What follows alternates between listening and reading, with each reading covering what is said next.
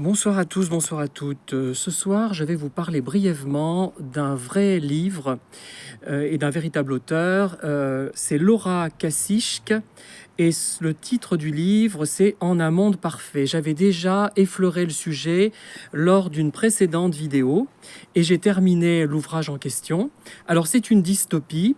Il y a deux niveaux de problématiques, c'est-à-dire d'un côté la relation que l'héroïne, hôtesse de l'air, entretient avec un pilote d'avion qui est un vrai bourreau des cœurs, un vrai cœur d'artichaut, et de l'autre l'épidémie de grippe, du rhume de phénix ou de grippe de phénix, j'ai oublié déjà, ça va vite, hein, qui ressemble à la Covid-19, mais le roman a été écrit en 2010.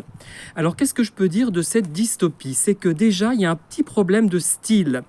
Je trouve qu'il y a trop de phrases nominales qui ne se justifient pas toujours, et il y a aussi un style un petit peu, pour moi, insuffisamment soutenu.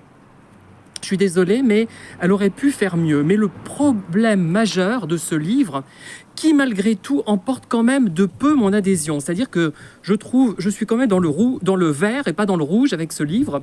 Je suis légèrement positif parce que globalement c'est intéressant, c'est original, il y a de l'humour, mais le problème c'est qu'il est à la fois soit trop long, soit trop court. L'autrice, pas l'héroïne, pardon, l'autrice aurait dû soit faire une petite nouvelle ou une grosse nouvelle, soit faire un pavé.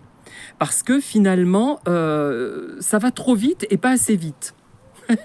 Ça va trop vite dans le sens où l'épidémie, on n'a pas le temps de comprendre comment elle se propage, comment arrivent les événements, c'est trop rapide, mais en même temps on s'ennuie parce que c'est trop long. On finit par s'ennuyer légèrement, c'est en même temps trop long et trop court. Je ne sais pas si vous comprenez ce que je veux dire, mais c'est pas facile à expliciter, c'est la première fois que je tombe sur ce problème-là.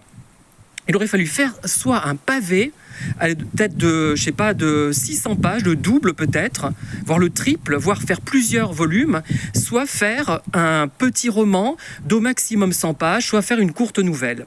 Donc il y a un rééquilibrage à faire dans ce livre, mais les points positifs, c'est qu'il y a de l'humour, de l'étrangeté, un mélange de choses très jolies avec des choses horribles et répugnantes, et ça c'est rare quand même. Donc c'est légèrement positif pour moi ce livre.